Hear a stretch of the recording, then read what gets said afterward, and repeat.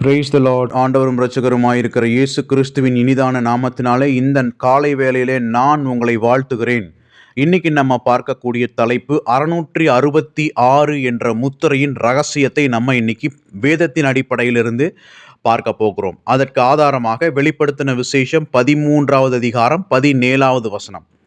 இந்த வசனத்தில் இந்த மிருகத்தின் முத்திரையானது, அதாவது 666 என்ற முத்திரையானது 3 பகுதிகளாக பிரிக்கப்பட்டுள்ளது. முதலாவதாக மிருகத்தினுடைய முத்திரை, இரண்டாவதாக மிருகத்தினுடைய நாமம், அதாவது மிருகத்தினுடைய பெயர், மூன்றாவதாக மிருகத்தின் நாமத்துக்கு கொடுக்கப்பட்டிருக்கிற இலக்கம், அதாவது மிருகத்தினுடைய பெயருக்கு ஜிமாட்ரியா வேல்யூ படி கண்டுபிடிக்கப்பட்ட இலக்கம்.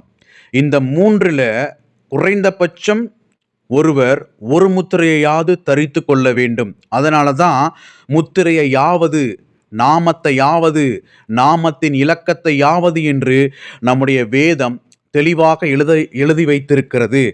இந்த மூன்றில் ஏதேனும் ஒன்றை ஒருவன் தரித்து கொண்டால் அவனால் இந்த உலகத்தில் உள்ள எல்லா பொருட்களையும் வாங்கவும் முடியும், விற்கவும் முடியும். அப்படி தரித்து கொள்ளாமல் போனால் தரித்து கொள்ளுகிறவன் தவிர வேறு ஒருவனும் கொள்ளவும் விற்கவும் கூடாத படிக்கும் செய்தது அப்படின்னு சொல்லி நம்முடைய வேதம் தெளிவாக சொல்லுகிறது. வெளிப்படுத்தின விசேஷம் 13:18 இது மனுஷனுடைய இலக்கமாக இருக்கிறது என்றும் நம்ம நேற்றைய தினத்தில் நம்ம பார்த்தோம். அப்போ இந்த இடத்துல மிருகம் என்ற வார்த்தைக்கு பதிலாக மனிதன் என்ற வார்த்தையை நம்ம சேர்த்தும் பொழுது இது எப்படி மாறுகிறதுன்னு சொன்னால், இந்த 666 ஒரு மனிதனின் முத்திரை, ஒரு மனிதனுடைய நாமம், ஒரு மனிதனுடைய நாமத்துக்கு கொடுக்கப்படுகிற இலக்கம்.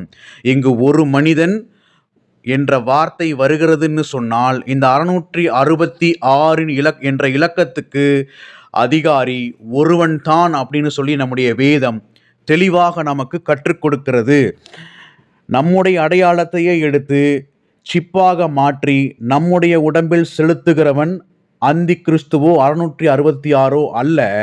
அவனுடைய அடையாளத்தை வைத்து அதை சிப்பாக மாற்றி அதை நம்முடைய உடம்பில் செலுத்துகிறவன் தான் இந்த அந்தி கிறிஸ்து என்பதை நன்றாக நம்ம உணர்ந்து கொள்ளணும். இன்னைக்கு எல்லா டாக்குமெண்ட்டும் ஒன்றோடு ஒன்று சேர்க்கப்பட்டு கொண்டே இருக்கிறது. இது அந்தி கிறிஸ்துவின் ஆட்சிக்கு ஒரு அடையாளமா அப்படின்னு கேட்டால் வேதம் அதை பற்றி ஒன்றுமே சொல்லலை. நம்முடைய ஆதார் கார்டு, நம்முடைய பேன் கார்டு, நம்முடைய டிரைவிங் லைசன்ஸ், நம்முடைய பேங்க் அக்கவுண்ட் எல்லாமே பார்த்திங்கன்னா ஒன்றோடு ஒன்று லிங்க் செய்யப்பட்டு இருக்கிறது. இது 666க்கான ஒரு அடையாளமாக சில பேர் எடுத்து கொண்டிருக்கிறார்கள். இது பற்றி வேதம் எந்த குறிப்பும் சொல்லவில்லை. இதை பற்றி வேதம் எழுதவே இல்லை. வேதத்தில் எழுதப்பட்டிருக்கிறது ஒரு முத்திரை இருக்கும், அந்த முத்திரை அந்தி கிறிஸ்துவுடையதாக இருக்கும், அந்த முத்திரை ஒரு மனுஷனுடையதாக இருக்கும், அந்த முத்திரையை இன்ட்ரடியூஸ் பண்ண போகிறவனே ஒரு மனுஷன் அப்படின்னு வேதம் தெளிவாக சொல்கிறது. அதே போல ஒரு பெயர் இருக்கும், அந்த பெயர் மிருகத்தின் பெயராக இருக்கும். அந்த பெயரை தான் ஒருவன் தன்னுடைய வலது கையிலே வாங்கி கொள்ள வேண்டும் என்று வேதம் தெளிவாக சொல்கிறது. மூன்றாவது காரியம், அந்த பெயருக்கு ஒரு இலக்கம் கொடுக்கப்படும்.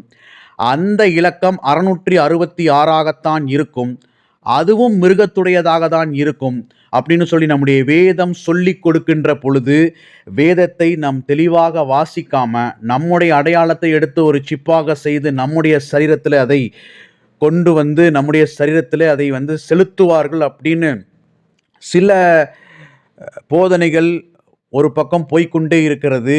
நீங்கள் நன்றாக இதை கவனிச்சுக்கணும். இந்த இடத்துல ஞானம் விளங்கும் என்று சொல்லி வேதம் தெளிவாக சொல்லுகிறது. வெளிப்படுத்தின விசேஷம் 13:18 படி இதிலே ஞானம் விளங்கும். அந்த மிருகத்தின் இலக்கத்தை நமக்கு கொடுக்கப்படுகிற இலக்கம் கிடையாது. அந்த மிருகத்திடமிருந்து நமக்கு வரப்போகிற, அதாவது கைவிடப்பட்டவர்களுக்கு வரப்போகிற இலக்கமானது 666ஆக இருக்கும்னு சொல்லி நம்முடைய வேதம் தெளிவாக சொல்லுகிறது. மேலும் பல ரகசியங்களை அறிந்து கொள்ள எங்களோடு இணைந்திருங்கள். கர்த்தர் நம்மை ஆசிர்வதிப்பாராக. ஆமேன்.